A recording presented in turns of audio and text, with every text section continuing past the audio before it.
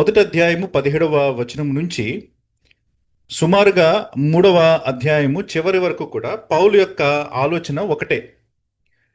సువార్త ఈ లోకంలోనికి ఎందుకు రావాల్సి వచ్చినది అన్నటువంటి ఆ విషయాన్ని తెలపడం కోసమని పౌలు మొదటి అధ్యాయము 17వ వచనం నుంచి 3వ అధ్యాయం వరకు తన యొక్క ఆలోచనలని ఒక క్రమమైనటువంటి పద్ధతిలో వివరించుకుంటూ వస్తున్నాడనమాట.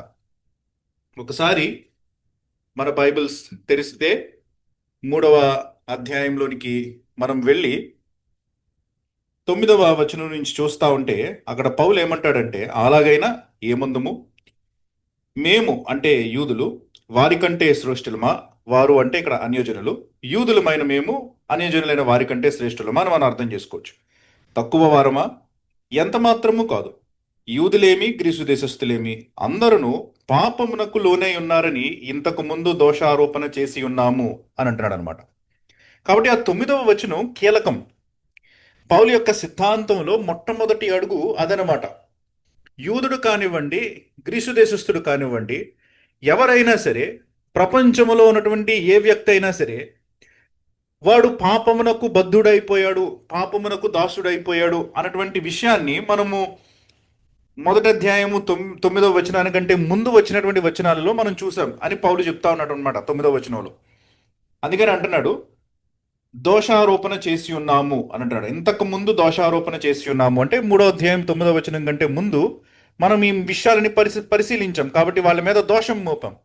అన్యజనుల మీద మొదటి అధ్యాయం 18వ వచనం నుంచి, యూదుల మీద 2వ అధ్యాయము, మరీ ప్రత్యేకంగా మాట్లాడాలంటే 2వ అధ్యాయం 17వ వచనం నుంచి దోషారోపణ చేయబడింది. కాబట్టి పౌలు ఆ మాటలని చెప్తా ఉన్నాడు అనమాట. ఇక్కడ మనము దోషారోపణ చేశాం. అన్యజనులేమి లేకపోతే యూదులేమి, వీరిరువురు కూడా వీరు పాపము అన్నటువంటి దీనిలో చిక్కుబడి ఉన్నారు, వీరిరువురు కూడా పాపమునకు లోనై ఉన్నారు అన్నటువంటి ఈ మాటని పౌలు చెప్తా ఉన్నాడు. ఎందుకంటే పాపమునకు లోకము లోనైనది అన్నటువంటి ఈ విషయాన్ని తెలపకుండా, పాపమునకు లోకము ప్రపంచమంతా లోనైపోయింది అన్నటువంటి విషయాన్ని పౌలు సంపూర్ణంగా క్లియర్గా తేటగా తెలపకుండా సువార్త యొక్క అవసరతని తెలపలేడు.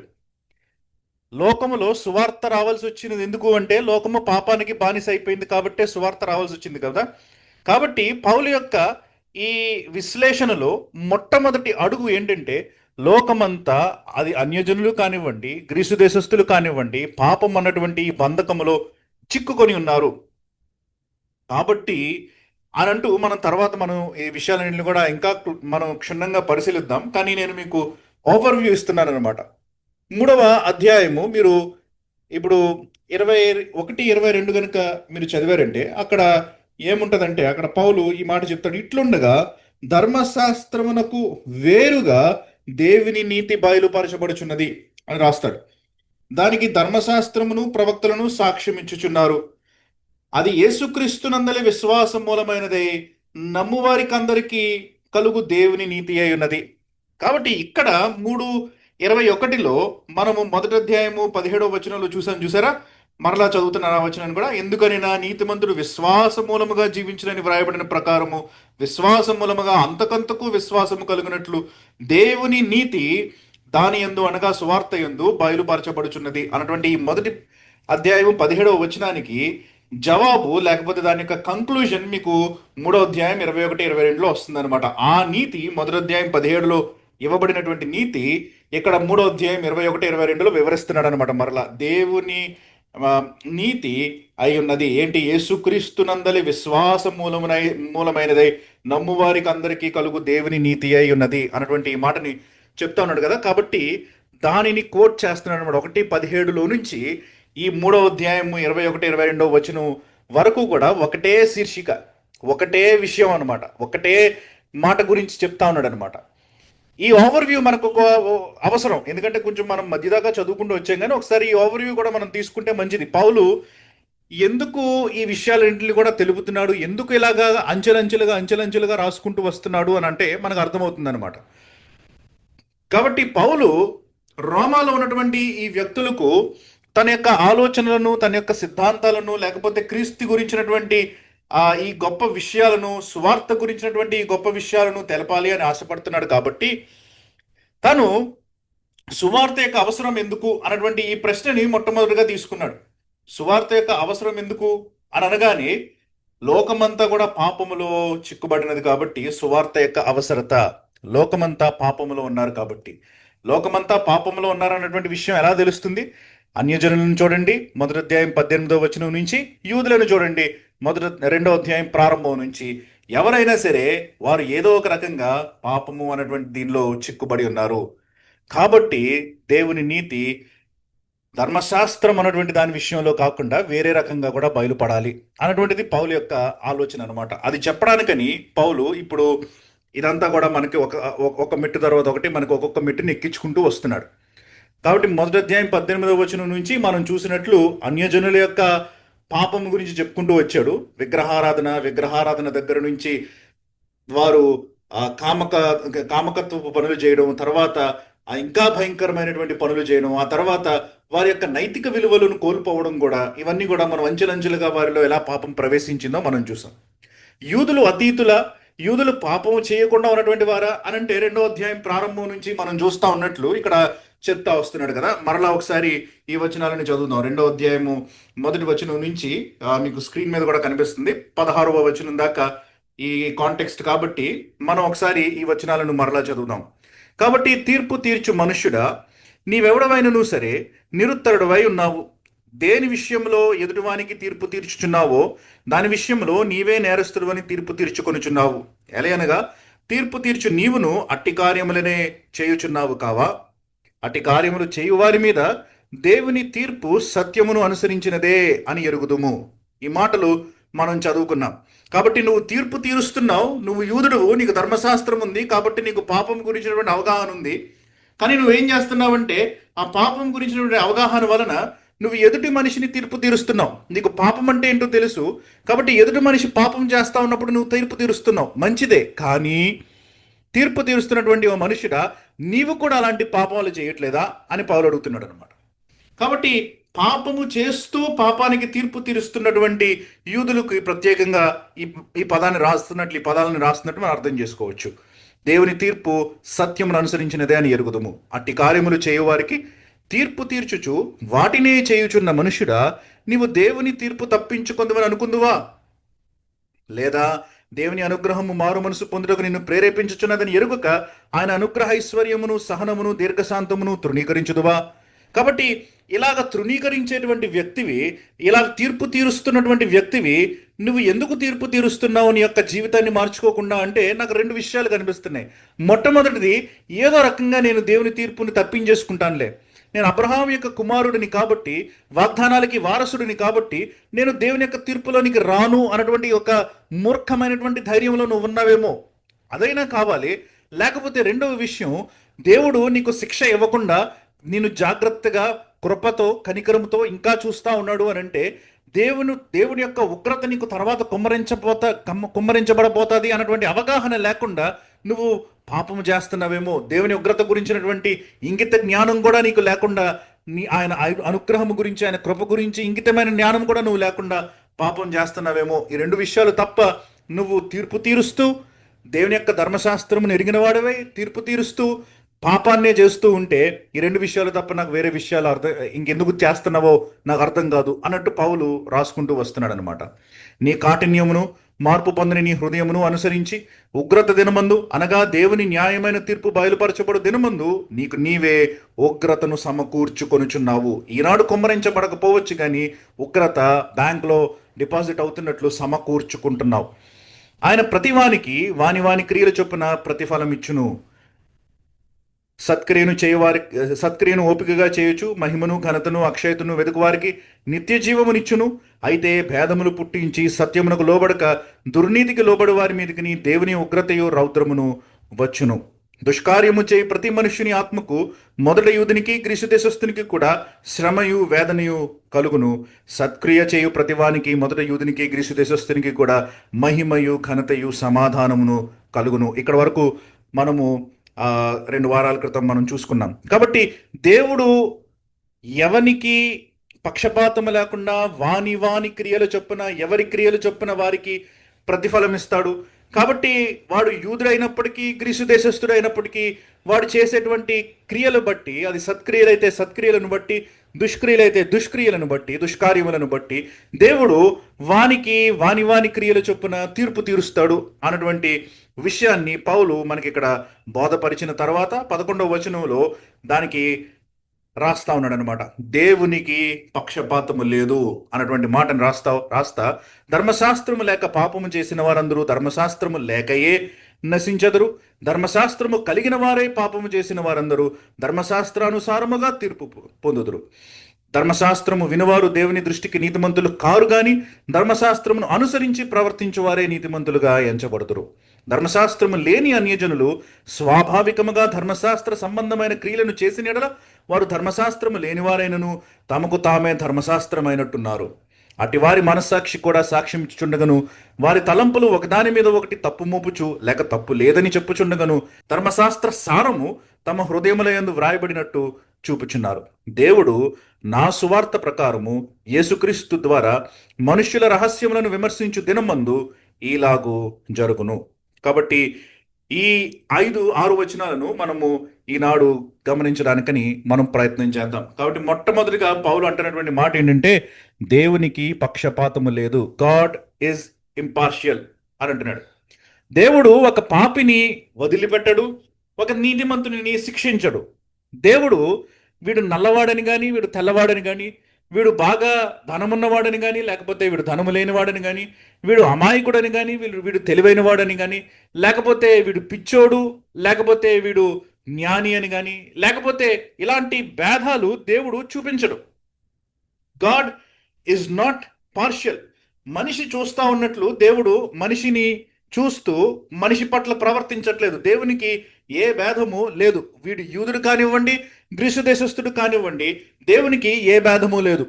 అపోస్తుల కార్యాలు 10వ అధ్యాయము 34వ వచనంలో పేతురు ఈ విషయాన్ని గ్రహించాడు. పేతురు ఈ విషయాన్ని గ్రహించి చుట్టూ ఉన్నటువంటి క్రైస్తవ విశ్వాసులకి చెప్తా వచ్చాడనమాట. ఎందుకంటే కొర్నేలి తన ఇంటికి వెళ్ళినప్పుడు అప్పుడే కొర్నేలి ఇంటిలో ఒక మహా అద్భుతాన్ని చూశాడు పేతురు. తీసిన వారు ఎవరైనా చదువుతారా? దేవుడు పక్షపాతి కాడని నిజముగా గ్రహించి ఉన్నాను. దేవుడు పక్షపాతి కాదని నిజముగా ఇప్పుడు నేను తెలుసుకుని ఉన్నాను అంటున్నాడు అనమాట. నిజంగా గ్రహించుకున్నాడంట. అప్పటిదాకా ఏదో ఊహలో ఉంది దేవుడు పక్షపాతి కాదు అన్నటువంటి ఫీలింగ్ ఉండుండొచ్చు, కానీ by experience he came to know that God is not partial. ఎందుకంటే తన శిష్యులైనటువంటి తన సహోదరులైనటువంటి యూదుల మీద ఎలా అయితే పరిశుద్ధాత్మని కుమ్మరించాడో, అలాగే తనకి సంబంధము లేనటువంటి అన్యజనుల మీద కూడా దేవుడు పరిశుద్ధాత్మను కుమ్మరించాడు. తను ఎలా అయితే అబ్రహాము శారీరకమైనటువంటి సంతానమైనటువంటి యూదుల మీద పరిశుద్ధాత్మను కుమ్మరించి వారిని తన సంఘములో భాగంగా చేర్చుకున్నాడో, అలాగే అబ్రహాముకి అతీతంగా పుట్టినవారు, వాగ్దానానికి వారసులు కాని వారి మీద కూడా ఆయన అదే పరిశుద్ధాత్మను కుమ్మరించి అదే రీతిలో వారు అద్భుతమైనటువంటి పనులు చేసేటట్లు చేసి, అన్య భాషలలో మాట్లాడేటట్టు చేసి, ఒక నమూనాని వాళ్ళకి చూపించి, ఒక రుజువును వారికి చూపించి సంఘంలో వారిని కూడా చేర్చుకున్నాడు. అందుకనే పేతురు అంటున్నాడు అనమాట, God is impartial. Now I truly know that God is impartial. నాకు ఇప్పుడు నిజంగా తెలిసింది, నాకు ఇప్పుడు నిజంగా తెలుసుకున్నాను, నిజంగా గ్రహించాను, నేను దేవుడు పక్షపాతి కాడు అని పేతురు సాక్ష్యం ఇస్తా ఉన్నాడు అనమాట. కాబట్టి దేవుడు మనుషులను పిలిచే విషయంలో కానీ, మనుషులతో వ్యవహరించే విషయంలో కానీ, మనుషులకు తీర్పు తీర్చే విషయంలో కానీ, ఏ రీతిలో కూడా, ఏ విధంగా కూడా, ఏ అంచెలో కూడా దేవుడు పక్షపాతి కాడు. God is not partial. గలతీయులకు రాసిన పత్రిక 2వ అధ్యాయం 6వ వచనంలో పౌలు ఈ విషయాన్ని తెలుసుకున్నవాడు కాబట్టి తన జీవితాన్ని ఆ రకంగా కట్టుకున్నాడు అనమాట. 2వ అధ్యాయం 6వ వచనం గలతీయులకు రాసిన పత్రికలో కనుక మీరు చూస్తే, పౌలు మొదటి మిషనరీ దండయాత్ర చేసిన తర్వాత పౌలు బర్నబాలు తిరిగి అంత్యోకైకి వచ్చినప్పుడు ఉన్నటువంటి పరిస్థితిని వివరిస్తా ఉన్నాడు అనమాట. అంత్యోకైకి వచ్చినప్పుడు చదవండమ్మా. ఎన్నికైన వారుగా ఎంచబడిన వారి యొద్ద నేనేమీ నేర్చుకొనలేదు, వారెంతటి వారైనను నాకు లక్ష్యము లేదు, దేవుడు వేషము చూడడు. కాబట్టి అంటున్నాడు అక్కడ, వారు ఎంతటి వారైనను నాకు లక్ష్యం లేదు అని అంటున్నాడు. ఎందుకంటే పౌలు అంత్యోకైకి తిరిగి వచ్చినప్పుడు మొత్తం ఊర్లన్నీ కూడా తిరిగి ఆయన మరలా అంత్యోకైకు తిరిగి వచ్చినప్పుడు మొదటి మిషనరీ దండయాత్ర తర్వాత యెరూషలేము నుంచి వచ్చినటువంటి కొంతమంది వ్యక్తులు అక్కడ తప్పుడు బాధని సృష్టించారనమాట, తప్పుడు బోధని చొచ్చారనమాట. అక్కడ అక్కడ ఉన్నటువంటి సంఘములో ఏమని చెప్పడం మొదలు పెట్టారంటే, సున్నతి లేకపోతే నువ్వు ఇశ్రాయేలీయుడువు కాదు, ఇశ్రాయేలీయుడువు కాకపోతే నీకు రక్షణ లేదు అని చెప్పడం మొదలు పెట్టారు. యూదులైన వారే రక్షణకు పాత్రులు, అన్యజనుల రక్షణ పాత్రులు కాదు. అన్యజనులకు ఒకవేళ రక్షణ పొందాలంటే మొదటిగా వారు యూదుల కింద కన్వర్ట్ అవ్వాలి. యూదుల కింద కన్వర్ట్ అవ్వాలంటే సున్నతి తీసుకోవాలి, ఆ తర్వాతే మీకు రక్షణ అన్నటువంటి ఒక తప్పుడు సిద్ధాంతాన్ని వాళ్ళు ప్రవేశపెట్టారనమాట. కాబట్టి పౌలు అంటున్నాడు అనమాట, వీళ్ళు యెరూషలేము నుంచి వచ్చిన వారైనప్పటికీ, వీళ్ళు అపోస్తలుల క్రింద తర్ఫీదు పొందినటువంటి వారైనప్పటికీ, వీళ్ళు బహుశా యేసు ప్రభుతో తిరిగినటువంటి వ్యక్తులకు బాగా దగ్గరైనటువంటి వ్యక్తులు అయినప్పటికీ కూడా నాకు వారితో సంబంధం లేదు. దేవుడు మనుష్యుల యొక్క పైవేషాన్ని చూడడు కాబట్టి నేను కూడా చూడను. I won't see what designation they are. నేను వాళ్ళ యొక్క అర్హతలను, వారి యొక్క హోదాలను, వారి యొక్క పేరును, వారి యొక్క సాక్ష్యాన్ని, వారి యొక్క అధికారాన్ని, వారి యొక్క గొప్పతనాన్ని నేను చూడట్లే. ఏది దేవుని వైపు ఉన్నదో, ఏది దేవుని వైపు కానిదో దానిని మాత్రమే చూస్తున్నాను. అందుకనే మీరు తర్వాత క్రింద రాసుకుంటూ వస్తాడు కదా, పౌలు 2వ అధ్యాయం 6వ వచనం తర్వాత కూడా రాసుకుంటూ వస్తాడు గలితీయులకు రాసిన పత్రికలో, పేతురు పట్ల ఎలా వ్యవహరించాడో, యూదులు ఉన్నప్పుడు యూదులు లేనప్పుడు ఆయన అన్యజనులతో ఎలా వ్యవహరించాడో ఆ తేడా చూసి అపోస్తలుడైన పౌలు పేతురునే డైరెక్ట్గా ఖండించినట్లు మనం చూడగలుగుతున్నాం. Because he knew that God was impartial, he also build his life like that. దేవుడు పక్షపాతి కాడు కాబట్టి పౌలు తన జీవితాన్ని కూడా పక్షపాతము లేకుండా కట్టుకున్నాడు. ప్రియులారా, ఎందుకు ఈ మాట నేను మీకు చెప్తా ఉన్నానంటే, ఈ పక్షపాతము అన్నటువంటి ఈ మాట గురించి నేను ఎందుకు ఇంతగా నొక్కి నొక్కి వక్కానిస్తున్నానంటే మీకు అర్థమైనప్పటికీ ఈ మాట, మనము చాలాసార్లు పక్షపాతం కలిగినటువంటి వ్యక్తుల్లాగా వ్యవహరిస్తాం. మనకి కొంతమంది అంటే లీనియన్స్ ఉంటుందన్నమాట, మనకి కొంతమంది అంటే ఇష్టం ఉంటుందన్నమాట సంఘంలో. మనము కొంతమందికి ఒక రకమైనటువంటి పాజిటివిటీ చూపిస్తాం, కొంతమంది పట్ల నెగిటివిటీ చూపిస్తాం. సంఘములో మంచి బట్టలు వేసుకొని కొంచెం గొప్ప కుటుంబంలో పుట్టిన వారికి మనం ఎక్కువ అర్హత ఇస్తాం, తక్కువ బట్టలు వేసుకొని లేకపోతే చిన్న చిన్న పనులు చేసుకుంటున్నటువంటి సాధారణమైనటువంటి వ్యక్తులకు మనం తక్కువ విలువిస్తాం. చాలా సార్లు మనం అలా వ్యవహరిస్తాం.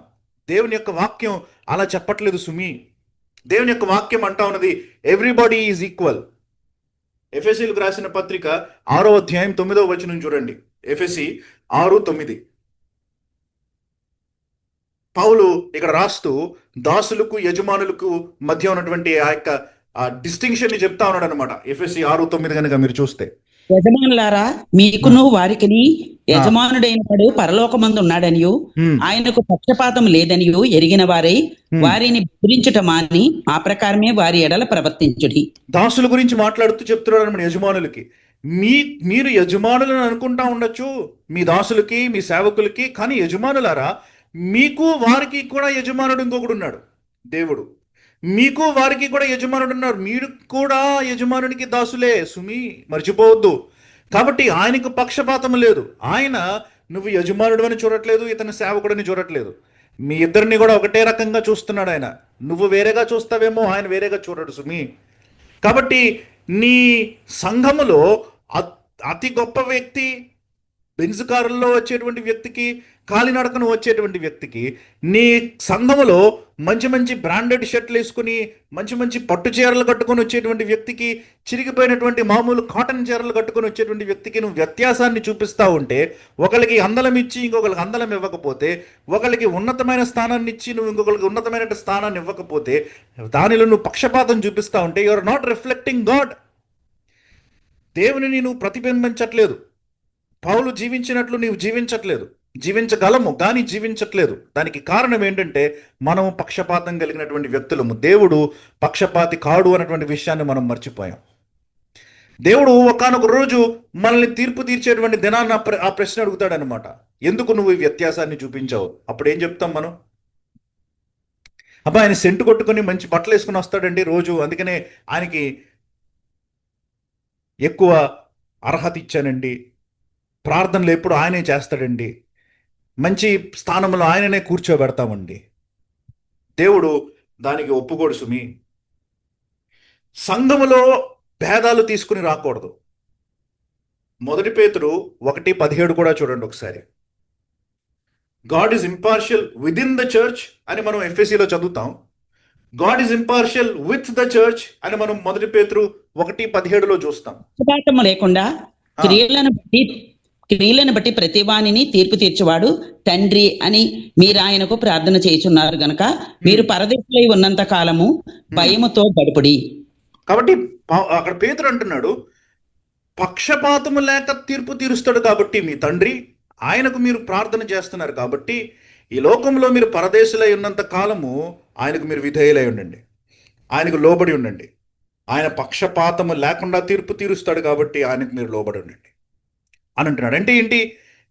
నీకు ఎలా తీర్పు తీరుస్తాడో అన్యజనునికి కూడా తీర్పు అలాగే తీరుస్తాడు సుమి. నువ్వు పాపం చేస్తుంటే నిన్ను క్షమించేయుడు దేవుడు ఊరికే. నువ్వు పాపం చేస్తుంటే నువ్వు ఆయన నమ్ముకున్న బిడ్డే కదా, నా బిడ్డే కదా, ఈడే పాపం చేస్తున్నాడు కదా, వదిలేద్దాంలే అని అనుకోడు.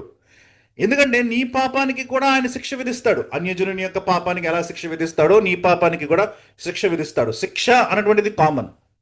ఏమి శిక్షో అది డిఫరెంట్ అయి ఉండొచ్చు, కానీ దేవుడు నీ పాపాన్ని డీల్ చేస్తాడు, వాడి పాపాన్ని డీల్ చేస్తాడు. కాబట్టి God is not partial with in the church. సంఘంలో ఉన్న ఇద్దరి మధ్య భేదాలు చూపించడు. సంఘంలో ఉన్న నీకు, సంఘం బయట ఉన్న వేరే వాడికి కూడా భేదాన్ని చూపించడు దేవుడు. God is impartial in that matter.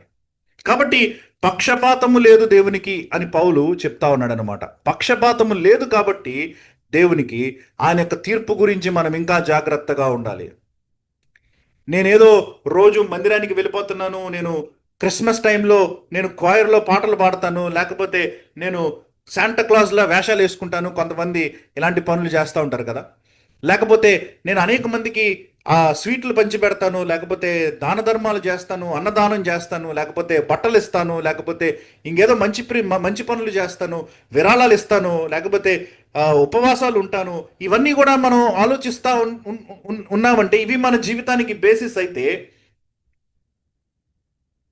దేవుడు పక్షపాతి కాడు అన్నటువంటి విషయాన్ని మనం గమనించాలి. ఎందుకంటే ఇవి కాదు బేసిస్. తర్వాత చెప్తాడు పౌలు ఏంటి బేసిస్ అన్నది. అందుకని అంటున్నాడు పక్షపాతం లేదు. ఎలా అర్థం చేసుకోవచ్చు దీనిని కూడా మీరు ఆలోచించాలి అని అంటే పౌలు రెండు విధాలైనటువంటి వ్యక్తుల గురించి చెప్తున్నాడు అనమాట. ఇక్కడ విచిత్రమేం కాదు, ముందు నుంచి చెప్తున్న వాళ్ళే, కాకపోతే వేరే రకంగా చెప్తున్నాడు. ఒకటి ఏంటంటే ధర్మశాస్త్రము లేక పాపము చేసిన వారు అని అంటున్నాడు. నెక్స్ట్ వచనం చూశారంటే ధర్మశాస్త్రము కలిగిన వారే అని అంటున్నాడు అనమాట. ధర్మశాస్త్రము లేనివారు, ధర్మశాస్త్రము కలిగిన వారు అని రెండు కింద డివైడ్ చేశాడు. కాబట్టి ధర్మశాస్త్రము లేక అన్నటువంటి ఈ వ్యక్తులు వీళ్ళంతా ఎవరంటే అన్యజనులు. ఎందుకంటే వీళ్ళు పుట్టినప్పటి నుంచి వీళ్ళకి ధర్మశాస్త్రం లేదు, వీళ్ళు ధర్మశాస్త్రం కింద లేరు. ధర్మశాస్త్రం అంటే ఏంటో వీళ్ళకి సంపూర్ణంగా తెలియకపోవచ్చు కూడా. కాబట్టి ధర్మశాస్త్రము లేక పాపము చేసిన వారు అన్నమాట వీళ్ళు. ధర్మశాస్త్రము లేక పాపము చేసిన వారు. తర్వాత వచనంలో ధర్మశాస్త్రము కలిగిన వారే పాపము చేసిన వారు. పాపము అన్నటువంటిది కామన్, ధర్మశాస్త్రము అన్నటువంటిది కామన్. ఒకళ్ళకేమో ధర్మశాస్త్రం లేదు, ఇంకొకళ్ళేమో ధర్మశాస్త్రం ఉంది. ఇద్దరూ పాపం చేశారు. కాబట్టి ఇద్దరిని ఎగ్జాంపుల్ కింద తీసుకుంటున్నాడు అనమాట. ధర్మశాస్త్రము లేక పాపము చేసిన వారందరూ ధర్మశాస్త్రము లేకయే నశించెదరు. ఈ విషయాన్ని, ఈ మాటను కూడా గుర్తుంచుకోండి, నశించెదరు అని అంటున్నాడు. ధర్మశాస్త్రము లేక పాపం చేసిన వారందరూ ధర్మశాస్త్రము లేకయే నశించెదరు. ధర్మశాస్త్రము కలిగిన వారే పాపము చేసిన వారందరూ ధర్మశాస్త్రానుసారముగా రక్షించబడుదురు అని అన్నట్లే, ధర్మశాస్త్రానుసారముగా తీర్పు నొందుదురు అని అంటున్నాడు అనమాట. నశించుదురు అన్నటువంటి ఈ పదానికి యాక్చువల్గా ఆపోజిట్ పదం ఏంటంటే రక్షించబడుదురు అన్నటువంటి పదం. కానీ పౌలు అది రాయట్లే, అందుకనే ఇంట్రెస్టింగ్గా రాసుకుంటూ వచ్చాడు అనమాట. గ్రామటికల్లీ ఒకవేళ మనం కనుక పౌలు రాసినటువంటి ఈ విధానాన్ని కనుక మీరు చూస్తే, ఇది ఉంటే ఇది లేకపోతే నశించిపోతారు, ఇది ఉంటే రక్షించబడతారు అని రాయాలి యాక్చువల్లీ. కానీ అలా రాయట్లే. ఇది లేకపోతే నశించిపోతారు, ఇది ఉంటే తీర్పు పొందుతారు అని రాస్తున్నాడు అనమాట. కాబట్టి ఈ చిన్న వ్యత్యాసం మనం అర్థం చేసుకోవడం కొంచెం ఇంపార్టెంట్. పౌలు ఏమంటున్నాడో ఇక్కడ మనం ఆలోచిద్దాం. అసలు ఇక్కడ పాపము అన్నటువంటి ఈ పదం వచ్చింది, కాబట్టి మన సందర్భం కాకపోయినా సరే, డీటెయిల్డ్గా ఇక్కడ పాపం గురించి మనం మాట్లాడుకోకపోతున్నా సరే, అసలు పాపము అంటే ఏంటో మనం అర్థం చేసుకోవడానికి ప్రయత్నం చేద్దాం. చిన్నగా మేబీ ఒక 2-3 నిమిషాల్లో. వాట్ ఈస్ సిన్ అని కనుక మనం అర్థం చేసుకుంటే, చాలామంది పాపము అని అనగానే యోహాను రాసిన మొదటి పత్రిక 3వ అధ్యాయం 4వ వచనం దగ్గరికి వెళ్ళిపోతారు. యోహాను రాసిన మొదటి పత్రిక 3వ అధ్యాయం 4వ వచనంలో ఆజ్ఞాతిక్రమమే పాపము అని రాసుకుంటూ వచ్చాడు అక్కడ యోహాను. కాబట్టి చాలామంది పాపానికి నిర్వచనం ఏంటి అని అంటే ఆజ్ఞాతిక్రమమే పాపము అని వెళ్తారు.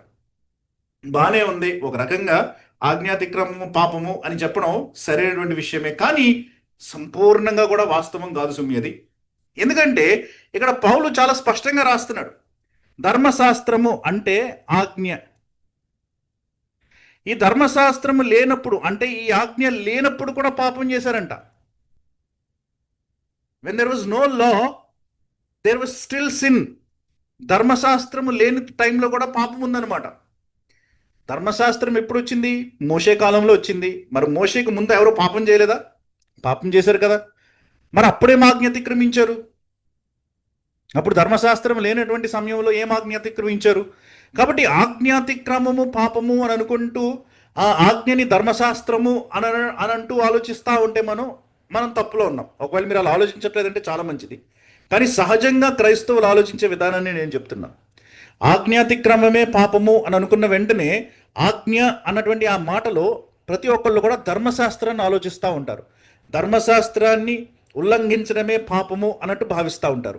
10 ఆజ్ఞలని కాదని అనుకోవడమే పాపము, లేకపోతే నిర్గమకాండం నుంచి దేవుడు బయలుపరిచినటువంటి ఆజ్ఞలని ధిక్కరించడమే పాపము, అదే పాపము అని అనుకుంటారు. అది అతిక్రమించడమే పాపం అని అనుకుంటారు. కానీ ఇక్కడ పౌలు రాస్తున్నటువంటి ఈ మాటలనే మనం చూస్తే ఈ ఆజ్ఞ లేకుండా పాపము చేశారంట కొంతమంది.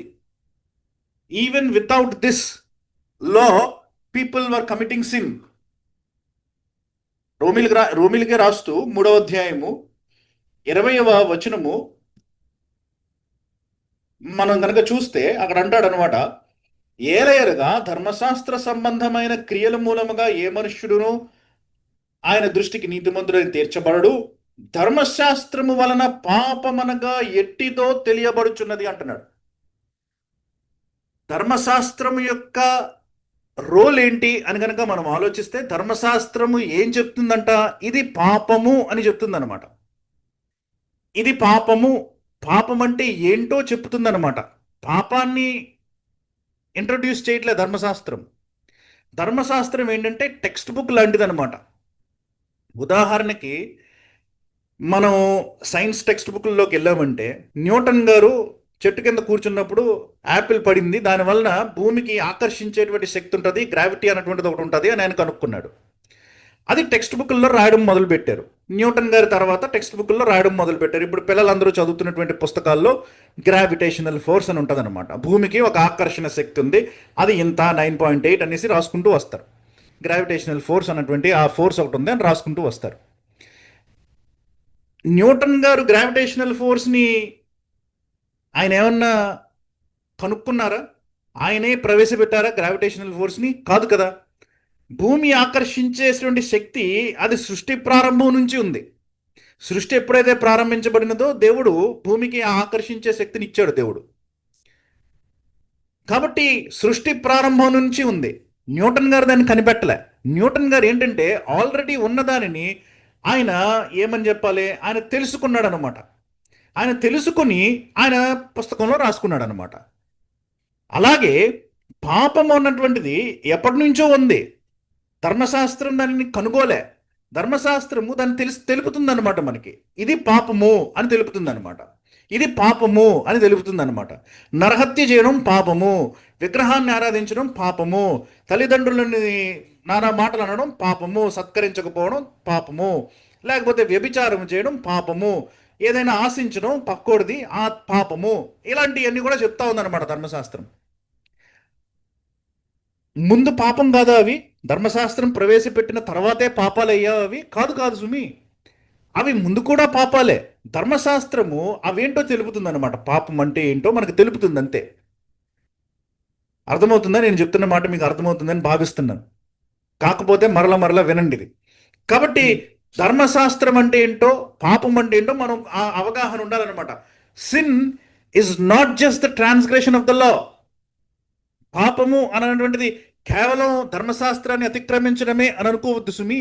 ఆ ఆజ్ఞ అన్నటువంటిది కేవలం ధర్మశాస్త్రానికి మాత్రమే నియమితమైనటువంటి ఆజ్ఞ కాదు అది. ధర్మశాస్త్రానికి అతీతంగా కూడా ధర్మశాస్త్రము వివరించలేకపోయినటువంటి కొన్ని విషయాలు కూడా ఉన్నాయి. ప్రపంచంలో నానా రకాలైనటువంటి పాపాలు ఉన్నాయి. క్రొత్త క్రొత్తగా చూపిస్తున్నటువంటి పాపాలు ఉన్నాయి. క్రొత్త క్రొత్తగా కనుక్కుంటున్నటువంటి పాపాలు ఉన్నాయి. మనుషులు రకరకాలైనటువంటి పాపాలు చేస్తున్నారు. నూతనమైనటువంటి పద్ధతులు కొనుక్కుంటున్నారు పాపం చేయడం కోసం అని చెప్పి. ఉదాహరణకు ధర్మశాస్త్రంలో సిగరెట్ తాగడం గురించి ఎక్కడ రాసిలేదు. సిగరెట్ తాగడం పాపం కాదని అనొచ్చు. అప్పుడు కొత్త కొత్త పాపాలు కనుక్కుంటున్నారనమాట మనుషులు. కాబట్టి ధర్మశాస్త్రము ఆజ్ఞ అని అన్నటువంటిది ధర్మశాస్త్రం అని అనుకోకూడదు మనం. దేవుని చిత్తమైనటువంటిది ఏదో దానికి వ్యతిరేకమైనదే అని మనం అర్థం చేసుకోవాలన్నమాట ఇక్కడ ఆజ్ఞ అని అంటే. కాబట్టి ఆజ్ఞాతిక్రమమే పాపము అని అంటా ఉన్నప్పుడు యోహాన్ గారికి కూడా మనసులో ఉన్నది ధర్మశాస్త్రం మాత్రమే కాదు, ఎవ్రీ గాడ్స్ లా, దేవుడు నియమించినది ఏదైనా సరే, దేవుని యొక్క నోటి నుంచి వచ్చినటువంటిది ఏదైనా సరే, దేవుని యొక్క మనసులో ఉన్నటువంటిది ఏదైనా సరే, దేవుని ఇచ్చకు దేవుని యొక్క చిత్తానికి వ్యతిరేకంగా వెళ్ళేది ఏదైనా సరే అది పాపమే. అది మనం అర్థం చేసుకోవాలి. కాబట్టి కయ్యను నరహత్య చేయకూడదు అన్నటువంటి ఆజ్ఞ లేక తమ్ముణ్ణి చంపినా సరే, హేబేల్ని చంపినా సరే, కయ్యనుకు అది పాపమే. ఎందుకు? అది పాపము ఫస్ట్ నుంచి. అది సృష్టి ప్రారంభం నుంచి పాపము. ఆయనకి తెలియకపోతే ఏమైంది? పాపమే. మన భారతదేశంలో సహజంగా మనం లెఫ్ట్ సైడ్లో డ్రైవ్ చేయాలన్నటువంటిది రూల్ ఉంది. మీరు ఇప్పుడు అమెరికాకో కొన్ని దేశాలకు వెళ్ళారనుకోండి, అక్కడ లెఫ్ట్ హ్యాండ్ డ్రైవ్ చేయరు, రైట్ హ్యాండ్లో డ్రైవ్ చేస్తారు. రోడ్డుకి రైట్ సైడ్లో వెళ్ళాలి. అక్కడ రోడ్డుకి రైట్ సైడ్లో వెళ్ళాలి అని అన్నప్పుడు అది తెలియకుండా మీరు రోడ్డుకి లెఫ్ట్ సైడ్లో వెళ్తున్నారు అనుకోండి, అలవాటు ప్రకారం మీరు బండో లేకపోతే కారో ఏదో వేసుకుని వెళ్తున్నారు అనుకోండి, మీరు రోడ్డుకి లెఫ్ట్ సైడ్లో వెళ్తున్నారు. అమెరికాలో పట్టుకున్నాడు పోలీసుడు, పట్టుకుని మిమ్మల్ని కోర్టుకు తీసుకెళ్ళాడు. కోర్టు దగ్గరికి తీసుకెళ్ళిన తర్వాత మీరు కోర్టులో జడ్జి గారితో, అయ్యా మాకు ఈ దేశంలో రైట్ సైడ్ వెళ్ళాలంటే తెలియదండి, మేము లెఫ్ట్ సైడ్, మా దేశంలో లెఫ్ట్ సైడ్ వెళ్తాం కాబట్టి మేము లెఫ్ట్ సైడ్ వెళ్తున్నాం, ఈ దేశంలో రైట్ సైడ్ వెళ్ళాలని మాకు తెలియదు అని అంటే ఊరుకుంటాడా? ఊరుకోడు. తెలిసినా తెలియకపోయినా the breaking of the law is breaking of the law. తెలిసినా తెలియకపోయినా మనం తప్పు చేసాం, శిక్ష తగ్గిస్తాడేమో, తిట్టి మందలించి వదిలేస్తాడేమో మంచోడైతే, కానీ తప్పు చేసాం మనం. We were forgiven. అలాగే మనం పాపము తెలిసి చేసినా తెలియక చేసినా సరే, ఏదైనా సరే అది పాపమే. ఈ విషయం మనం గమనించాలి, ఈ విషయం మనం అర్థం చేసుకోవాలి, ఈ విషయాన్ని మనం బాగా మనసులో పెట్టుకోవాలి. ఎందుకంటే పాపము అని అంటే ఏంటో తెలియకపోతే తర్వాత వచ్చేటువంటి మిగతా వచనాలు మనం అర్థం చేసుకోవడం కొంచెం కష్టమవుతాయి. అందుకనే పౌలు అంటున్నాడు అనమాట, ధర్మశాస్త్రము లేక పాపము చేసిన వారు అంటే వీళ్ళకి నరహత్య అంటే ఏంటో తెలియదు. నరహత్య చేయడం పాపం అంటే తెలియకపోవచ్చు, వ్యభిచరించడం అన్నటువంటిది పాపం అన్నటువంటి విషయం తెలియకపోవచ్చు, దొంగిలించడం పాపం అన్నటువంటి విషయం తెలియకపోవచ్చు, చెప్తున్నా తెలియకపోవచ్చు. కానీ వీళ్ళ పనులు చేస్తున్నారనుకోండి, వాళ్ళు పాపం చేసినట్లే. వాళ్ళు ధర్మశాస్త్రం లేక నశిస్తారంట. ధర్మశాస్త్రం లేక నశిస్తారంట. ఎలాగా తర్వాత వచనాల్లో మళ్ళీ వివరిస్తాడు, మనం కంగారు పడక్కర్లేదు దాని గురించి. కాబట్టి పౌలు అంటున్నాడు అనమాట, రెండు రకాలుగా ఉన్నారు, దేవునికి పక్షపాతం లేదు. మనుషుల్ని రెండు రకాలుగా డివైడ్ చేస్తున్నాను. మొదటి ధర్మశాస్త్రం లేనివారు, వాళ్ళు పాపం చేశారంటే వాళ్ళు ధర్మశాస్త్రం లేకుండా నశించిపోతారు. రెండవది ధర్మశాస్త్రం కలిగిన వారు, అంటే వీళ్ళు యూదులు, ధర్మశాస్త్రం ఉన్నటువంటి వ్యక్తులు. కాబట్టి వీళ్ళు యూదులు కాబట్టి ధర్మశాస్త్రము కలిగిన వారే పాపం చేస్తే వీళ్ళు ఏం చేస్తారు? వీళ్ళు ఏం చేయబడతారంట? ధర్మశాస్త్రానుసారముగా తీర్పు పొందుతారంట. ఇది ఇంపార్టెంట్ అని నేను మీకు ఎందుకు చెప్తున్నానంటే, నరహత్య పాపము అని తెలియనటువంటి వాడు ధర్మశాస్త్రానుసారంగా తీర్పు తీర్చబడాడు. వాడికి ఏది పాపమో కాదో అన్న ఆలోచనలో వాడు ఉన్నాడో దాని ప్రకారం వాడు తీర్పు తీర్చబడతాడు. కానీ ధర్మశాస్త్రము తెలిసినవాడు ధర్మశాస్త్రానుసారముగా తీర్పు పొందుతాడన్నమాట. ఇది మనం అర్థం చేసుకోవాలంటే నెక్స్ట్ వచనాలకి వెళ్తే కొంచెం మనకి సులభంగా అర్థమయ్యే అవకాశం ఉంటుంది. కాబట్టి నెక్స్ట్ వచనానికి వెళ్దాం. ధర్మశాస్త్రము వినువారు దేవుని దృష్టికి నీతిమంతులు కారు గాని ధర్మశాస్త్రమును అనుసరించి ప్రవర్తించువారే నీతిమంతులుగా ఎంచబడుదురు. ఇక్కడ ఇంకొంచెం బిల్డ్ చేస్తున్నాడు అనమాట పౌలు. ధర్మశాస్త్రము ఉన్నవారిలోనే చెప్తున్నాడు అనమాట. ఇప్పుడు ఎలా ఉందంటే మనకి ఒక డివిజన్ ఇచ్చాడు. ఒకటేమో ధర్మశాస్త్రము లేనివారు, రెండోదేమో ధర్మశాస్త్రము ఉన్నవారు. వీళ్ళేమో ధర్మశాస్త్రం లేని వ్యక్తులు, వీళ్ళేమో ధర్మశాస్త్రం ఉన్నవాళ్ళు. వీళ్ళల్లో మళ్ళీ పౌలు ఏమంటున్నాడంటే ధర్మశాస్త్రము ఉండి కేవలము వినేవాళ్ళు, మరలా ధర్మశాస్త్రము ఉండి వింటూ చేసేవాళ్ళు కూడా అని డివైడ్ చేసుకుంటున్నాడు అనమాట. ఇలా డివైడ్ చేస్తున్నాడు అనమాట. ఈ వచనాన్ని మీరు అర్థం చేసుకోవాలంటే 11వ వచనం నుంచి మీరు అర్థం చేసుకోవాలంటే ధర్మశాస్త్రము లేనివారు, ధర్మశాస్త్రము ఉన్నవారు. ఈ ధర్మశాస్త్రము ఉన్నవారిలో వినేవారు, చేసేవారు. అందుకని ఇక్కడ అంటున్నాడు ధర్మశాస్త్రము వినువారు దేవుని దృష్టికి నీతిమంతులు కారు, కానీ ధర్మశాస్త్రమును అనుసరించి ప్రవర్తించువారే నీతిమంతులుగా ఎంచబడుదురు అని అంటున్నాడు. ధర్మశాస్త్రము ఉన్నటువంటి దినాలలో మర్చిపోద్దు, 3వ అధ్యాయము 20వ వచనం వచ్చేంత వరకు సువార్త యొక్క ప్రవేశం ఇంకా రాలే. కాబట్టి ఇదంతా కూడా యేసు ప్రభువుకి ముందు ధర్మశాస్త్రము మాత్రమే ఉన్నప్పుడు చెప్తున్నటువంటి పనులు అనమాట. మొదటి ఈ 3వ అధ్యాయం 20వ వచనం వరకు సువార్త గురించి ఆలోచించద్దు, అసలు మన టైమ్స్ గురించి ఆలోచించద్దు. అసలు యేసు ప్రభువుకి ముందు జరుగుతున్నటువంటి విషయాలని చెప్పుకుంటూ వస్తున్నాడు పౌలు. యేసు ప్రభువుకు ముందు ఉన్నటువంటి సిచ్యువేషన్ని ఎక్స్ప్లెయిన్ చేస్తున్నాడు. తర్వాత 3వ అధ్యాయం 20వ వచనం నుంచి సువార్తకి ఎంట్రెన్స్ అవుతుంది. ఆ తర్వాత అంతా కూడా మనకు వర్తిస్తుంది. కాబట్టి అంటే 3వ అధ్యాయం ముందు మనకు వర్తించదా అంటే కొన్ని ప్రిన్సిపల్స్ మనం తీసుకోవచ్చు, కానీ డైరెక్ట్గా మనకు వర్తించట్లేదు అవి. ఓకే, ఆ విషయాన్ని కూడా మనం అర్థం చేసుకోవాలి. మీరు కన్ఫ్యూజ్ అవుతుంటే మరలా పోయిన వారం చెప్పినటువంటి మాటలు కూడా ఒకసారి జ్ఞాపకం చేసుకుంటే మీకు మంచిది, మరలా వెళ్ళి వినొచ్చు మీరు అది. కాబట్టి ధర్మశాస్త్రము వినువారు దేవుని దృష్టికి నీతిమంతులు కారు, కానీ ధర్మశాస్త్రంను అనుసరించి ప్రవర్తించు వారే నీతిమంతులుగా ఎంచబడతారు అని అంటున్నాడు అనమాట. హియరర్స్ అండ్ డూవర్స్ అని చెప్తున్నాడు. ఈ హియరర్స్ అండ్ డూవర్స్ అనేటువంటిది వినేవాళ్ళు, చేసేటువంటి వాళ్ళు అనేటువంటి ఈ యొక్క తారతమ్యాన్ని అందరూ చెప్తారు కదా. యాకోబు అన్నాడు, మొదటి అధ్యాయము యాకోబు పత్రిక కనుక మీరు తీస్తే మొదటి అధ్యాయము 22వ వచనంలో యాకోబు ఏం రాశాడో చూడండి. మీరు వినువారు మాత్రమే ఉండి మిమ్మల్ని మీరు మోసపుచ్చుకొనకుండా వాక్య ప్రకారం ప్రవర్తించు వారే ఉండి అంటాడనమాట. ఎవడైనాను వాక్యమందు వినువాడే ఉండి దాని ప్రకారము ప్రవర్తింపని వాడైతే వాడు అద్దములో తన ముఖమును సహజ ముఖమును చూచుకొని మనుషుని పోలి ఉన్నాడు అని అన్నాడు. కాబట్టి వినువారు మాత్రమే కాక దానిని ప్రవర్తించువారే ఉండండి, దాని ప్రకారం ప్రవర్తించువారే ఉండండి అని అంటున్నాడు అనమాట. అంటే అనుసరించి నడుచుకునుడి అని అంటున్నాడు అనమాట. మత్తయి సువార్త 7వ అధ్యాయం 26వ వచనంలో యేసుప్రభు చెప్తారు కదా, ఆ యొక్క ఉపమానం మన అందరికీ తెలుసు, సండే స్కూల్లో కూడా పాటలు పాడుతూ ఉంటారు. బండ మీద ఇల్లు కట్టుకున్నవాడు, ఇసుక మీద ఇల్లు కట్టుకున్నవాడు అన్న ఉదాహరణ ఆ యేసుప్రభు వారు చెప్తారు కదా. ఆ ఉదాహరణలో కూడా యేసుప్రభు వారు 7వ అధ్యాయం 26వ వచనం ఏమన్నారో చూడండి. అందరికీ తెలిసిన మాట అయి ఉండొచ్చు, కానీ ఒకసారి చూద్దాం. ఈయన మాటలు విని వాటి చెప్పున చేయని ప్రతివాడు ఇసుక మీద తన పట్టుకొని బుద్ధిహీనుని పోలి ఉండును. వాన కురిసెను వచ్చాను గాలి. అక్కడ ఈయన మాటలు విని వాటి చొప్పున చేయని ప్రతివాడు ఇసుక మీద కట్టుకున్నాడంటే ఇల్లు. ఈయన మాటలు విని వాటి ప్రకారం చేసేటువంటి ప్రతివాడు 24లో ఉంటది, వాటి చొప్పున చేయు ప్రతివాడును బండ మీద ఇల్లు కట్టుకున్నాడంట. కాబట్టి వినివారు మాత్రమే కాక చేసేవాళ్ళుగా ఉండండి. యాకోబు అంటున్నాడు, అంతకుముందు యేసుప్రభు కూడా అంటున్నారు. కాబట్టి యేసుప్రభు చెప్పినటువంటి మాటలను బట్టి ఇన్స్పైర్ అయ్యి పౌలు రాస్తున్నాడేమో ఇది. ధర్మశాస్త్రము వినువారు దేవుని దృష్టికి నీతిమంతులు కారు. ప్రతి యూదుడు కూడా ప్రతి సబ్బాతు దినమున, విశ్రాంతి దినమున సమాజ మందిరంలోకి వెళ్ళి ధర్మశాస్త్రాన్ని వినడం వాళ్ళకి అలవాటు. ధర్మశాస్త్రంలో ఒక గ్రంథాన్ని ఒక సెక్షన్ని చదువుతారు వాళ్ళు అలవాటు ప్రకారం. ప్రవక్తలలో ఒక సెక్షన్ని చదువుతారు వాళ్ళు అలవాటు ప్రకారం.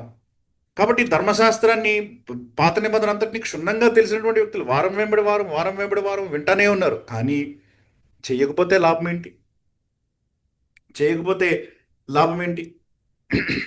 ధర్మశాస్త్రాన్ని వినేవాడు అనుకుంటా ఉంటాడనమాట. చెయ్యకుండా వినేవాడు మాత్రమే అనుకుంటాడనమాట. నేను ప్రతి ఆదివారం నేను మందిరానికి వెళ్తున్నాను, ఆహా సభాష్ అని అనుకుంటాడు.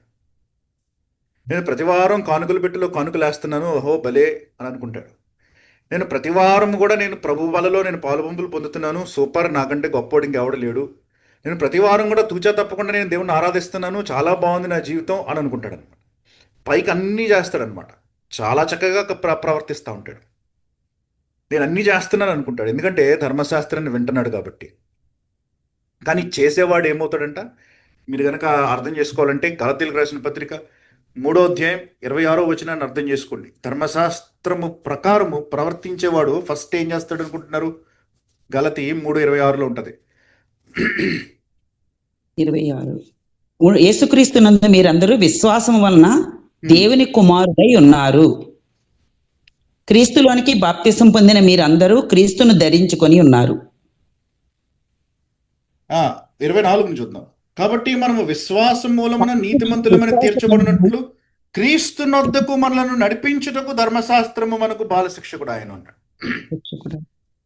క్రీస్తు దగ్గరికి నడిపించడానికంటే ఇక్కడ అంటున్నాడు, క్రీస్తు నొద్దకు మనలను నడిపించుటకు ధర్మశాస్త్రము మనకు బాలశిక్షకుడు ఆయను. అయితే విశ్వాసము వెల్లడి ఆయను గనుక ఇక బాలశిక్షకుని క్రింద ఉండము అని అంటాడు. విశ్వాసం అన్నటువంటిది లేని దినాలలో, విశ్వాసం అంటే ఏంటో మనకి తెలియనటువంటి దినాలలో క్రీస్తు దగ్గరికి నడిపించడం కోసం ధర్మశాస్త్రము మనకి బాలశిక్షకుడు అయిందంట. బాలశిక్షకుడు యొక్క కాన్సెప్ట్ ఏంటంటే, గొప్ప ఇళ్లలో పిల్లలు చదువుకోవడానికి ఆ దినాల్లో స్కూల్స్ ఉండేవి కాదు కదా, ఆ దినాల్లో ఫార్మల్ ఎడ్యుకేషన్ సిస్టమ్ అంటూ లేదు. కాబట్టి ఏం చేసేవాళ్ళు అంటే, కొంతమంది తెలివైనటువంటి వ్యక్తులని, జ్ఞానుల్ని కొంతమంది ఏం చేసేవాళ్ళు అంటే వాళ్ళ ఇంటికి ఇళ్ళకి రప్పించుకునేవాళ్ళు అనమాట. ట్యూటర్ కింద రప్పించుకునేవాళ్ళు. మనకు కూడా ఇప్పుడు కొన్నిసార్లు కొన్ని ఇళ్ళకి ట్యూషన్ మాస్టర్లు వస్తూ ఉంటారు. కొన్నిసార్లు పిల్లల్నే ట్యూషన్ మాస్టర్ దగ్గరికి పంపిస్తాం. కొంతమంది గొప్పోళ్ళు అయితే వాళ్ళ ఇంటికే ట్యూషన్ మాస్టర్లు వస్తారు. కాబట్టి అలాంటి బాలశిక్షకుడు అనమాట, ఇంటికి వచ్చి చెప్పేటువంటి బాలశిక్షకుడు యొక్క ఎగ్జాంపుల్ తీసుకుంటున్నాడు అనమాట ఇక్కడ. కాబట్టి ఈ బాలశిక్షకుడు అంట మనకి ఎప్పుడు దాకా అవసరం అంట? యేసుక్రీస్తుని చూపించే వరకు అనమాట. ఫైనల్ ఎగ్జామ్ రాసేదాకే బాలశిక్షకుడికి అవసరం. ఎగ్జామ్లో పాస్ అయిపోయిన తర్వాత ఇంక మళ్ళీ బాలశిక్షకుడికి అవసరం లేదు. సో ఫైనల్ ఎగ్జామ్ ఏంటంటే విశ్వాసం అనమాట. ఆ విశ్వాసము వచ్చినప్పుడు, మనం ఆ విశ్వాసము ద్వారా యేసుక్రీస్తుని మనం గ్రహించగలిగినప్పుడు బాలశిక్షకుడికి అవసరం అయిపోయింది. ఇంకా పాస్ అయిపోయాం, మనం ఇంక నెక్స్ట్ స్టేజ్కి వెళ్ళిపోయాం. క్రీస్తులో విశ్వాసం ఉంచుతున్నాం అనమాట. కాబట్టి బాలశిక్షకుడు ధర్మశాస్త్రం ఎక్కడి వరకు? యేసుక్రీస్తును చూపించే వరకు. కాబట్టి ధర్మశాస్త్ర ప్రకారము, ధర్మశాస్త్రమును అనుసరించే వ్యక్తి ఫస్ట్ ఎక్కడ తీసుకెళ్తాడనమాట? ఎక్కడికి వస్తాడనమాట? యేసు ప్రభు దగ్గరికి వస్తాడనమాట. ఫస్ట్ చేసే పని, the very first thing the Lord shows you is that you are inadequate. నిజముగా ధర్మశాస్త్రము గ్రహించినటువంటి వ్యక్తి మొట్టమొదటిగా ఏం తెలుసుకుంటాడంటే, అయ్యే బాబోయ్ ఇది నా వలన కాదు అని తెలుసుకుంటాడనమాట. నా వలన అవ్వదు అని అనుకుంటాడనమాట. ఎందుకో తెలుసా? యాకోబు 2వ అధ్యాయము 10వ వచనం చూడండి ఒకసారి. అయితే ఎవడైనను ధర్మశాస్త్రమంతయు గైకొనియు ఒక్క ఆజ్ఞ విషయంలో తప్పిపోయిన ఎడల ఆజ్ఞలన్నిటి విషయంలో అపరాధి యగును. ఏమన్నాడు అక్కడ? ధర్మశాస్త్రము గైకుంటూ ఒక్క ఆజ్ఞ విషయంలో తప్పిపోయిన ఎడల, అన్ని ఆజ్ఞలన్నిటిలో కూడా తప్పిపోయాడంట. ఆజ్ఞలన్నిటి విషయంలో అపరాధి యగును అని అంటున్నాడు. తర్వాత ఎగ్జాంపుల్ కూడా ఇస్తాడు. వ్యభిచరింపవద్దని చెప్పినవాడు నరహత్య చేయవద్దని చెప్పిన కనుక నీవు వ్యభిచరింపకపోయినను నరహత్య చేసిన ఎడల ధర్మశాస్త్ర విషయంలో అపరాధి వైతివి అని అంటాడు. అంటే ఏంటో తెలుసా? నువ్వు వ్యభిచరింపలేదు, ఆ విషయాల్లో నువ్వు చాలా పర్ఫెక్ట్గా ఉన్నావు, మంచోడివి, కానీ నరహత్య చేసావు అంటే ఏంటి? మొత్తము ధర్మశాస్త్రం అంతటినీ ఉల్లంఘించినట్లు అనమాట. ధర్మశాస్త్రంలో ఉన్న ప్రతి పాపాన్ని నువ్వు చేసినట్టు అనమాట. నువ్వు వ్యభిచరించినట్లు, నువ్వు అబద్ధమాడినట్లు, నువ్వు నీ తల్లిదండ్రులను సన్మానించినట్లు, నువ్వు విగ్రహారాధన చేసినట్లు, యు డన్ ఎవ్రీథింగ్. అన్ని విషయాల్లో నువ్వు అపరాధి అయిపోయావు. కాబట్టి ధర్మశాస్త్రాన్ని నిజంగా తెలుసుకున్నవాడు, ధర్మశాస్త్రాన్ని నిజంగా పరీక్షించినవాడు, ధర్మశాస్త్రాన్ని విని దానిని గైకొనడానికి ప్రయత్నిస్తున్నటువంటి వ్యక్తి మొట్టమొదటిగా వచ్చే కంక్లూజన్ ఏంటంటే, నా వల్ల కాదు బాబు ఇది. కాబట్టి నీ ధర్మశాస్త్రము నాకు త్రోవను చూపిస్తుంది, కానీ ఆ త్రోవలో నేను నడిచేటువంటి కెపాసిటీ నాకు లేదు. నీ ధర్మశాస్త్రము నాలో ఉన్నటువంటి తప్పును చూపిస్తూ ఉంది, కానీ ఆ తప్పును నాకు నేనే తీర్చుకునేటువంటి శక్తి నాలో లేదు. I'm incapable of being changed. నా అంతటి నేను చేయలేనది. నాలో ఆ శక్తి ఉంటే నా అంతటి నేనే బాగుపడిపోయేవాడిని కదా. యేసు ప్రభు రావాల్సిన అవసరం ఏముంది? దేవుడు నాలో ఉన్నటువంటి ఆ స్కీని ఇలా తిప్పితే సరిపోద్ది అనమాట.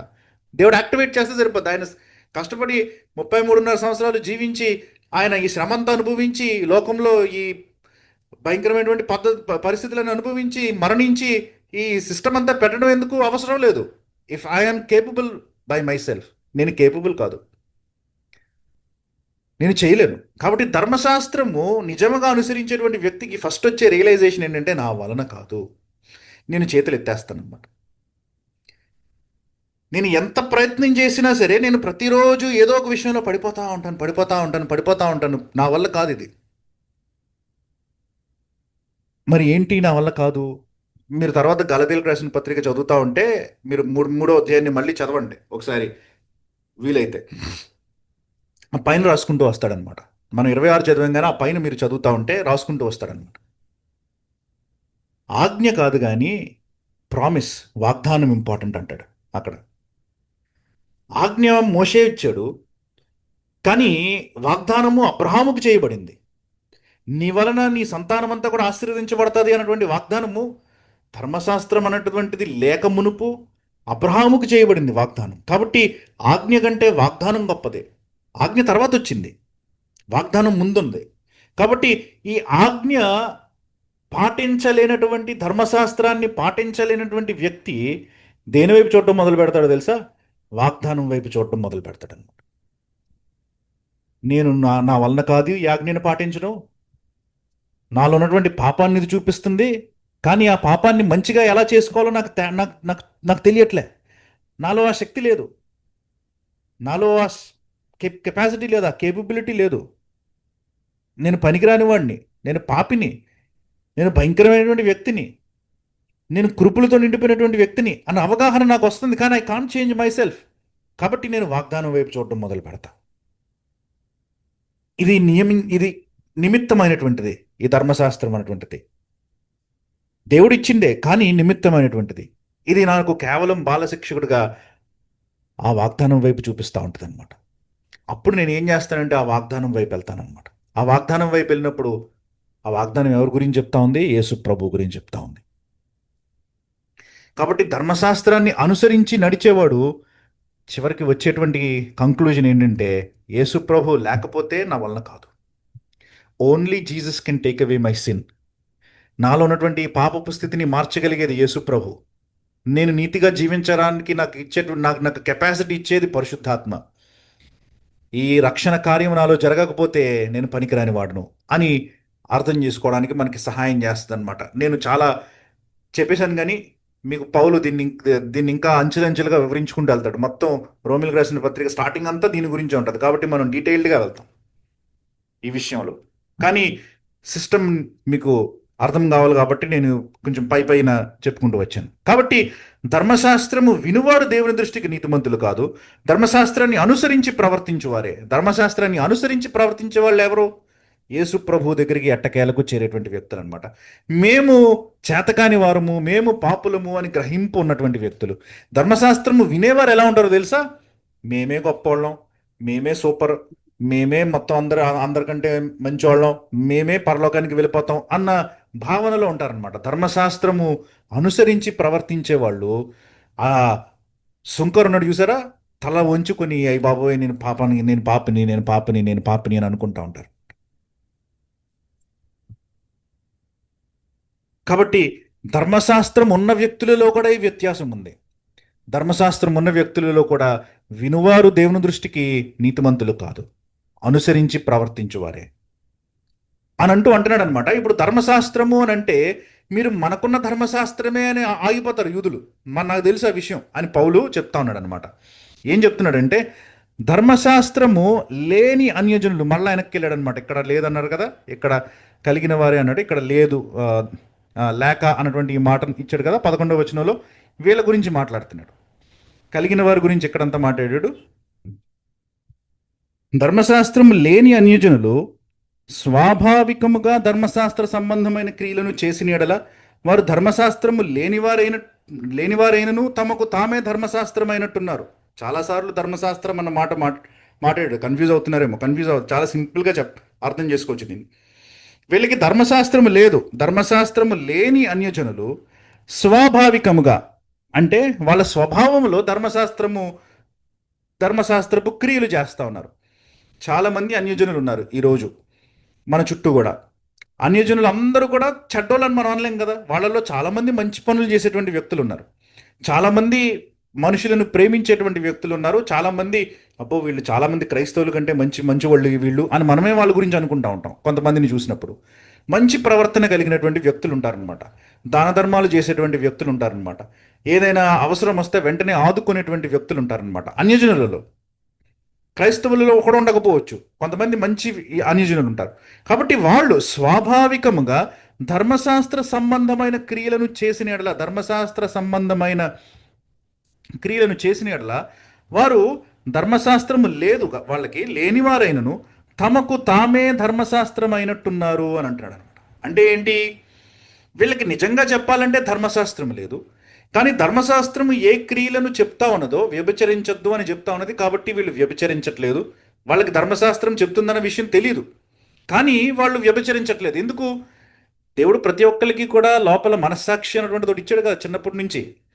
ఆదాము గారి దగ్గర నుంచి కూడా మనస్సాక్షి అనేటువంటిది ఒకటి ఉంది లోపల మనకి. లేకపోతే ఆదాం దగ్గర నుంచి, ఆదాం పుట్టినప్పుడు మరి దేవుడు ఇచ్చాడో మనస్సాక్షి మనకు తెలియదు, కానీ ఆదాం పాపం చేసిన వెంటనే అయితే మనస్సాక్షి వచ్చింది. మంచి చెడు అన్నటువంటి ఆ విచక్షణ వచ్చింది కదా. ఇది మంచిది, ఇది చెడ్డది అన్న ఒక డెఫినేషన్ వచ్చింది కదా మనిషికి. కాబట్టి కాన్షియన్స్ అనేటువంటిది, మనస్సాక్షి అనేటువంటిది వచ్చింది మనిషికి ఆదాము టైం నుంచి కూడా, ప్రారంభం నుంచి కూడా. కాబట్టి ఈ కాన్షియన్స్ చెప్తా ఉందన్నమాట. దురదృష్టవశాత్తు ఈ మనస్సాక్షి ఏంటంటే మనం చేసేటువంటి పనులను బట్టి మారిపోతూ ఉంటుంది. ప్రతి ఒక్కరిలో స్టాండర్డ్గా ఉండదు.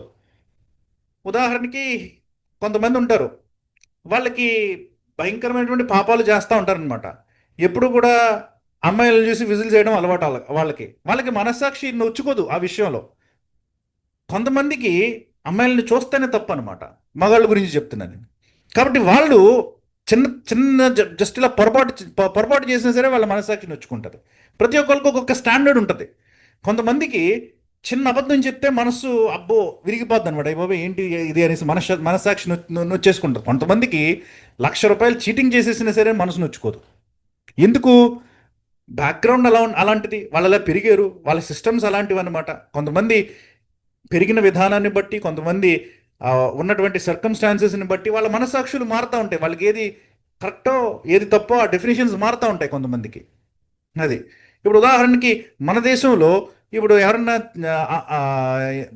చిరిగిపోయినటువంటి జీన్స్ వేసుకుని వస్తే కొంచెం ఈ టైంకి కూడా మనకి చర్చిల్లో కొంచెం విచిత్రంగా చూస్తూ ఉంటారు పల్లెటూరులో. అదే సిటీస్లోకి వెళ్ళారంటే అది సిస్టమ్ ఏం కాదు, దాని గురించి ఎవరు వరి అవ్వరు అసలు. మనకి జీన్స్ వేసుకుని అమ్మాయిలు కనుక ఒకవేళ ఎంటర్ అయితేనే మనకి పల్లెటూరులో కామెంట్లు చేస్తూ ఉంటారు కొంతమంది, ఇదేంటిది ఆ జీన్స్ వేసుకుని వచ్చారని చెప్పి. అదే మీరు సిటీల్లోకి వెళ్ళారంటే అందరూ అదే వేసుకుంటారు. అదే మీరు పాశ్చాత్య దేశాల్లోకి వెళ్ళారంటే ఫ్రాక్లు వేసుకుంటారు, స్కర్ట్లు వేసుకుంటారు. వాళ్ళకి మనస్సాక్షి తప్పు కాదు అక్కడ సిస్టమ్ అంతే, వాళ్ళు అలా పెరిగారు. కాబట్టి ఒక్కొక్కరికి మనస్సాక్షి ఒక్కొక్క రకంగా ఉంటుంది. స్టాండర్డ్ ఏది? అందుకనే దేవుడు తర్వాత ధర్మశాస్త్రాన్ని పెట్టాడు. ఇది మనం ధర్మశాస్త్రం దగ్గరికి వచ్చినప్పుడు దాని హిస్టరీ మనం ధ్యానిస్తూ ఉన్నప్పుడు మనం అర్థం చేసుకోవచ్చు. Because man's conscience has changed. ప్రతి మనిషికి స్టాండర్డ్ కాన్షియన్స్ లేదు. ప్రతి మనిషికి స్టాండర్డ్గా ఒక మనస్సాక్షి అంటూ లేదు. ప్రతి ఒక్కడికి ఇది తప్పు అని చెప్పట్లేదు. కొంతమందికి ఇది తప్పు అని చెప్తుంది, కొంతమందికి ఇది తప్పు అని చెప్పట్లే మనస్సాక్షి. కాబట్టి ఆ మనస్సాక్షి యొక్క మాటని ధిక్కరించేటట్లు ఆ మనస్సాక్షి కంటే హయ్యర్ స్టాండర్డ్ ధర్మశాస్త్రం అనమాట. పాపము విపరీతం అయిపోయినప్పుడు ధర్మశాస్త్రాన్ని అందుకనే పెట్టాడు అనమాట దేవుడు. మనస్సాక్షి యొక్క మాట ఒకడికి మీకు ఒక రకంగా చెప్తుంది, నాకు ఒక రకంగా చెప్తుంది, పక్కన ఇంకొక వ్యక్తికి ఇంకొక రకంగా చెప్తుంది. స్టాండర్డైజ్ చేద్దామని చెప్పి అందరికీ ఒకటే ఉండాలని చెప్పి ధర్మశాస్త్రం వచ్చింది. ధర్మశాస్త్రం ఏం చేస్తూ ఉంది? ఇది తప్పు అని ఖచ్చితంగా చెప్తుంది అనమాట. అప్పుడు ధర్మశాస్త్రం మనకి ఏం చేస్తూ ఉందంటే తప్పు, కానీ నేను దానిని మార్చలేను, నా పద్ధతిని నేను మార్చుకోలేను. కాబట్టి ఏం చేయాలి? నేను వాగ్దానమైనటువంటి యేసు ప్రభు వైపు చూడాలి. అది సిస్టమ్, మనం అర్థం చేసుకోవాల్సినటువంటి సిస్టమ్ అనమాట. కాబట్టి కొంతమంది వ్యక్తులకి మనస్సాక్షి లోపల ఉంది కాబట్టి, యాక్టివ్గా ఉంది కాబట్టి, వాళ్ళ మనస్సాక్షి కరప్ట్ అయిపోలేదు కాబట్టి, చెడ్డది అయిపోలేదు కాబట్టి వాళ్ళు ఏం చేస్తూ ఉంటారంటే వాళ్ళకి ధర్మశాస్త్రము తెలియకపోయినా మనస్సాక్షి పెట్టింది కూడా, మనస్సాక్షి వచ్చింది కూడా దేవుడి వల్లనే కదా. కాబట్టి వాళ్ళు ధర్మశాస్త్ర సంబంధమైన క్రియలు చేస్తూ ఉంటారనమాట. వాళ్ళు వ్యభిచరించరు, వాళ్ళు దొంగిలించరు, వాళ్ళు చీట్ చేయరు, వాళ్ళు అబద్ధాలు చెప్పరు, సాధ్యమైనంత వరకు మంచే చేయడానికని ప్రయత్నం చేస్తూ ఉంటారనమాట. కాబట్టి వాళ్ళు స్వాభావికముగా ధర్మశాస్త్ర సంబంధమైన క్రియలను చేస్తూ ఉన్నారు. వాళ్ళు ధర్మశాస్త్రానికి లోబడాలన్నటువంటి ఉద్దేశంతో కాదు, వాళ్ళ స్వభావమే అలాంటిదన్నమాట. కాబట్టి మంచి స్వభావం కలిగిన వాళ్ళు కాబట్టి స్వాభావికంగా ధర్మశాస్త్ర క్రియలను చేస్తూ ఉన్నారు. కాబట్టి వారికి ధర్మశాస్త్రము లేకపోయినా సరే తమ ప్రవర్తనే వాళ్ళకి ధర్మశాస్త్రం అయిపోయిందంట. అర్థమవుతుందండి? తమ ప్రవర్తనే వాళ్ళకి ధర్మశాస్త్రం అయిపోయిందనమాట. ఇప్పుడు వాళ్ళ స్టాండర్డ్ ఏంటి? వాళ్ళ బిహేవియర్ అనమాట. అర్థమైందా? వాళ్ళు దేనితో తీర్పు తీర్చబడతారనమాట? వాళ్ళ యొక్క ప్రవర్తన మీద బట్టి తీర్పు తీర్చబడతారు. కాబట్టి ధర్మశాస్త్రము లేని వ్యక్తులు ఇక్కడ మనం చూస్తూ ఉన్నట్లు, ధర్మశాస్త్రము లేక పాపము చేసిన వారందరూ ధర్మశాస్త్రము లేకయే నశించెదరు అని ఎందుకంటున్నాడు?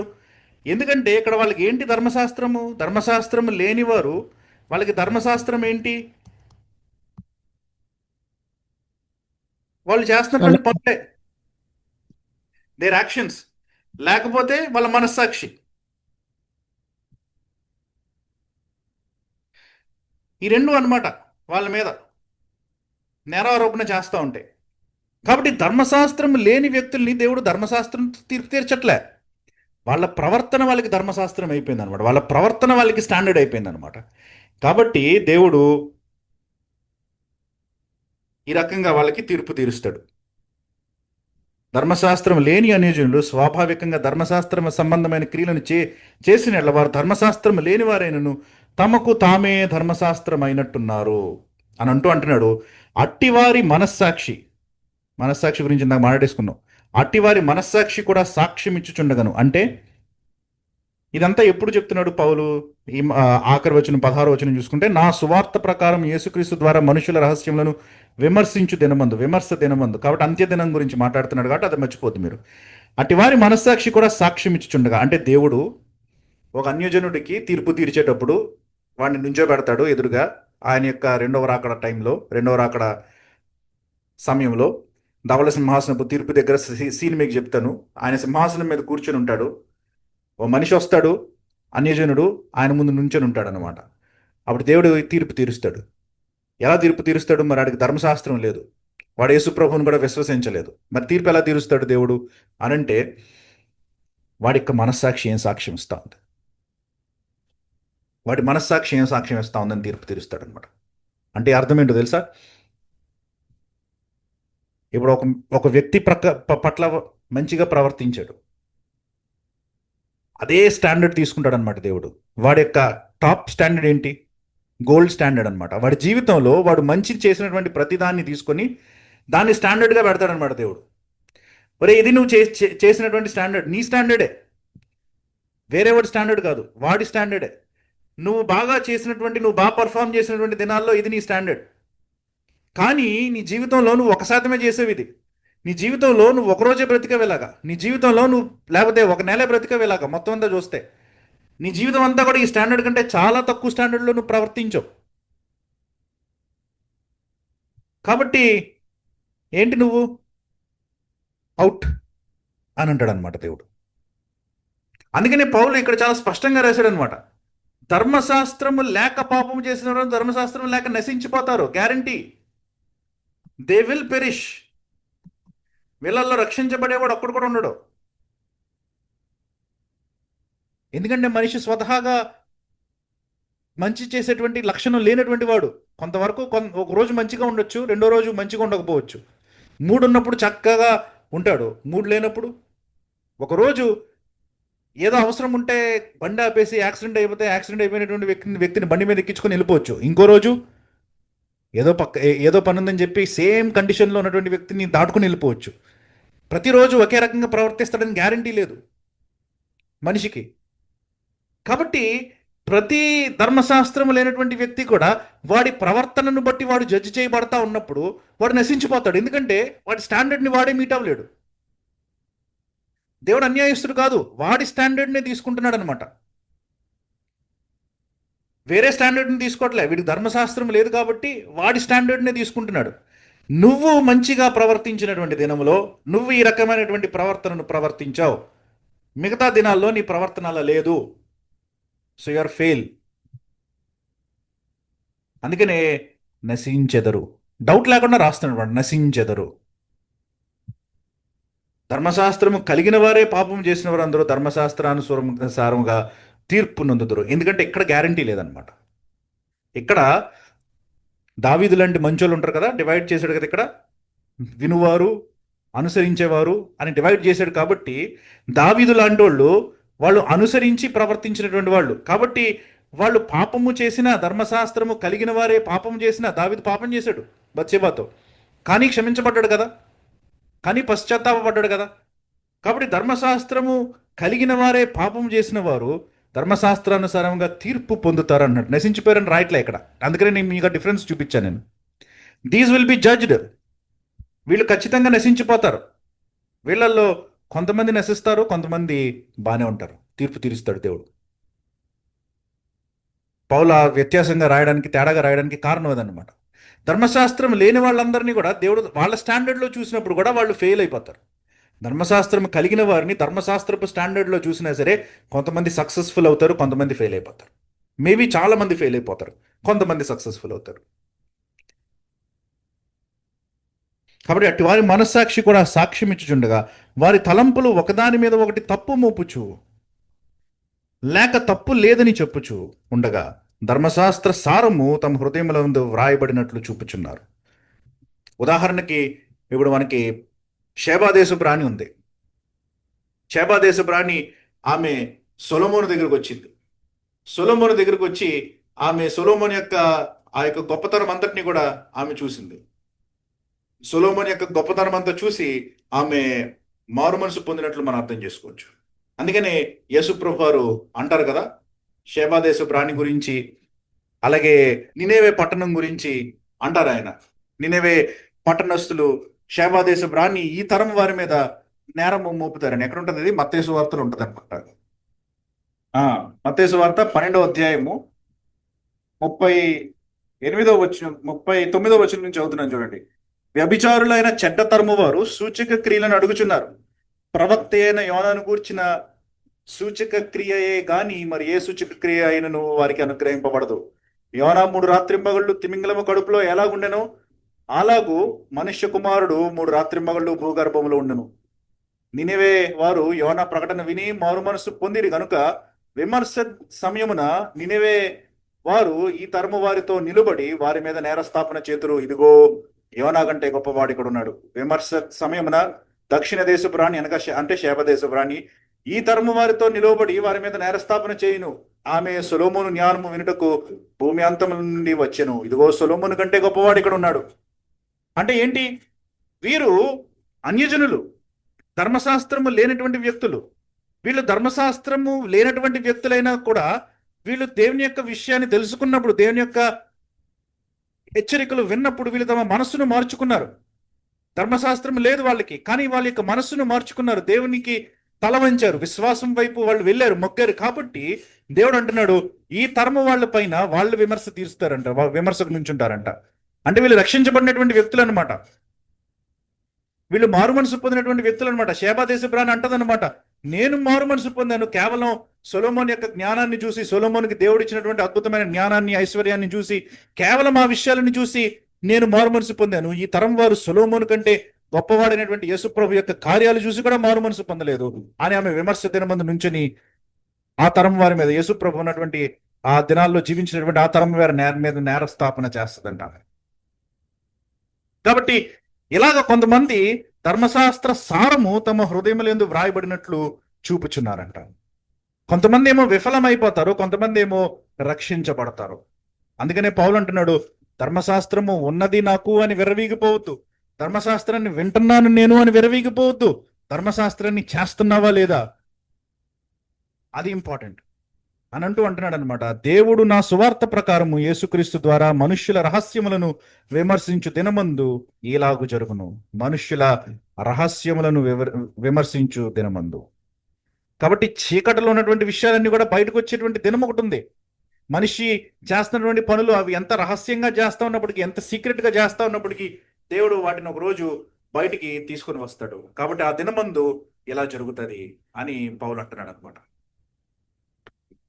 కాబట్టి మనం ముగించేసే ముందు పౌలు చెప్తున్నటువంటి మాటలను కనుక మీరు మనం జ్ఞాపకం చేసుకోవాలని అని ఆలోచిస్తే, ఎలాగ దేవుడు తీర్పు తీరుస్తాడు, మనిషికి ఉన్నటువంటి దేని బేసిస్ మీద తీర్పు తీరుస్తాడని కనుక మీరు ఆలోచిస్తే, 2వ అధ్యాయము 1వ వచనానికి వెళ్తే అక్కడ అంటాడనమాట. ఒకసారి 3 విషయాలు ఉన్నాయి ఎలా దేవుడు తీర్పు తీరుస్తాడని అన్నది.